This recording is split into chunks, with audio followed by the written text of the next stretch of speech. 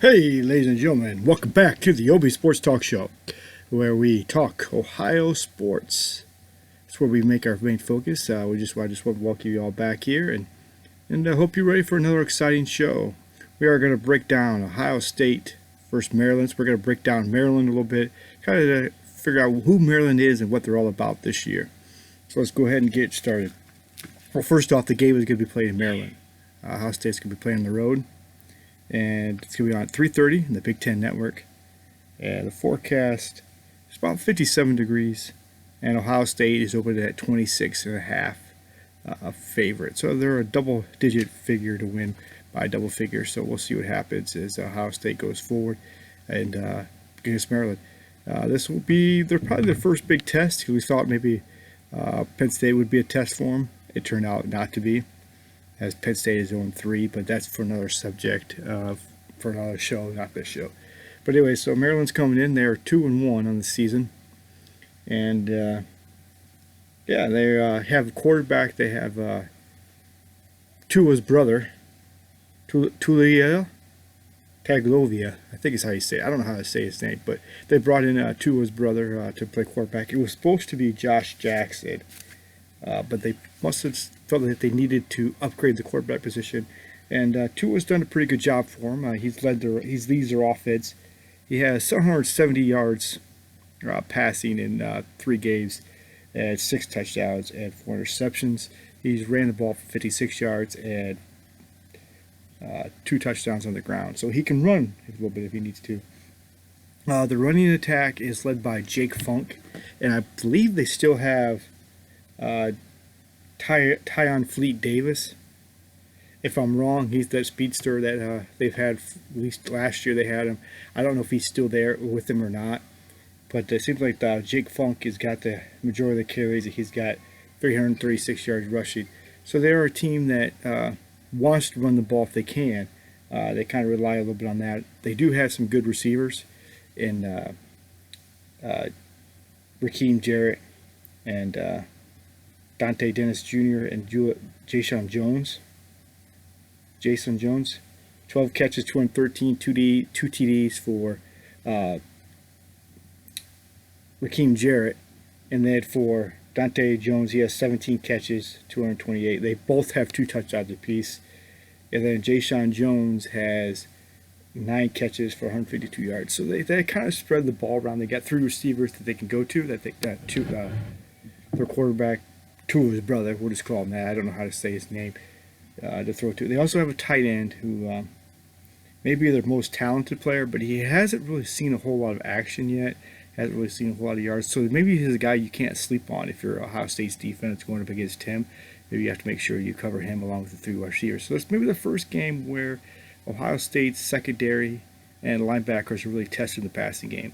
So it'll be really key for our defensive line to get pressure on their offensive line and make an impact there. Their offensive line, they do have some juniors and seniors across the line, but it was kind of a line that kind of got beat up a little bit last year.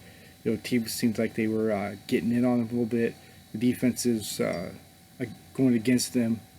The defenses seem to have Maryland's number, but maybe a different quarterback that maybe knows how to manage the game a little bit better will make a difference. We'll see. They are going up against good Ohio State defensive line, which and our defensive line, when they're on their game, they can get to the quarterback and cause havoc. And that's what they're going to have to do with a team like this, because it seems like they got guys they can spread around to. So on defense, Ohio State's going to have to be prepared for Maryland's passing game, and they try to run. It's like they're kind of bound. They try to establish run as much as they can. So Ohio State may be tested a little bit this week with their secondary and linebackers trying to get cover receivers and running backs out of the backfield. And they may have to come up in blitz packages too. So that means that with their blitzing, the safeties may have to step up and make plays. On defense, their defensive line is anchored in the middle by a couple of transfers, and they suppose they can get to the quarterback. Their defensive line is anchored by, I'm not even going to try to say that, Ulu, and I'm going to try to say his last name. He's one of their key clogs in the middle, so they're going to try to use them guys to get pressure And it was, and like their offensive line struggled, their defensive line struggled to get to the quarterback a lot last year. Their linebackers are tackling machines, especially Ely, who's he's a tackling machine, so he'll probably be all over the place trying to make big plays, whether it be the running game or the passing. He's somebody you have to kind of look out for when we run the ball a little bit. Maybe we put an extra guy to get to him and block him a little bit so we keep him out of the package. Their DBs are strong.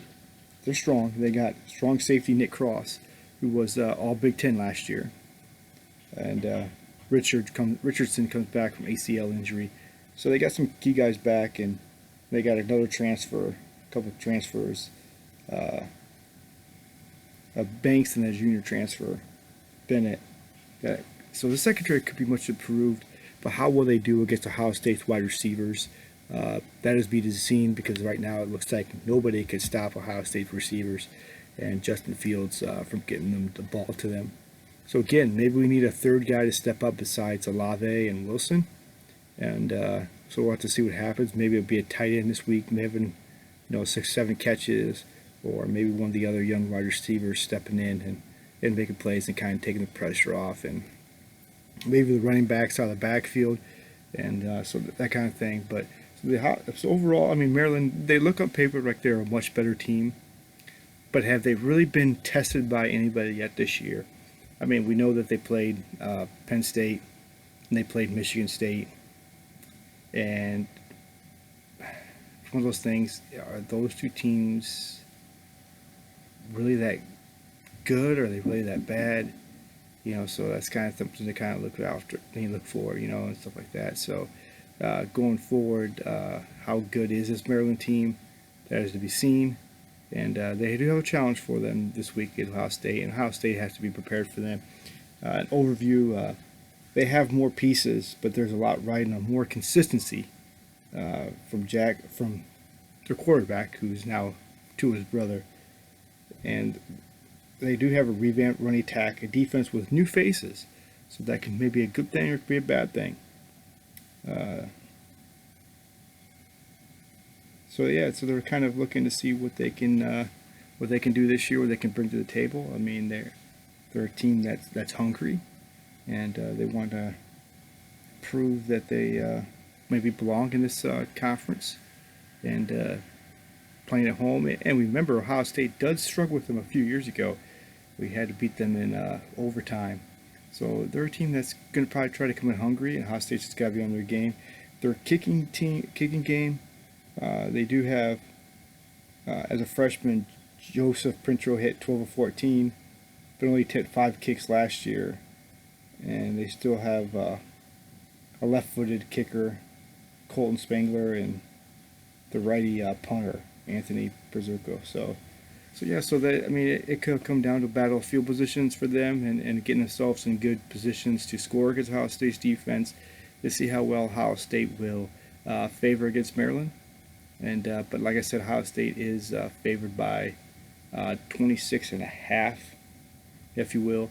So it's one of those ones where you could probably, I think, Ryan Day, it'd be interesting to see what happens, because Ryan Day kind of thinks his team can play better, and whether it be playing better on the run, whether it be playing better on the pass, and whatnot. So it'd be interesting to see if they can get more than 26.5. You got to feel like they're due for a breakout game, a big, huge breakout game where they really shut down their opponent before they go to Indiana next week. But they also may not want to tip their hand a little bit too much to Indiana, so you may not see them open up tremendously like they want to, but because they don't want to tip their hand to Indiana. But I look for Ohio State to not only cover the spread, but probably beat the spread this week. So that's what I think. I think Ohio State will take care of Maryland. And I just think there's just too much talent on Ohio State's side and not nearly enough talent on Maryland's side to overtake the Buckeyes. But that's what I kind of think, and that's kind of the breakdown on Maryland. Let me know what you guys think. Feel free to leave some comments, and let's have a little feedback here, a little conversation back and forth, and let me know what you think. This is Brian Oberst, a.k.a. OBee, with the OBee Sports Talk Show. Have a great day. Like I said, like, share with your friends. And let's continue this conversation in the comments below. Have a great night. Go Buckeyes. This is OBee out.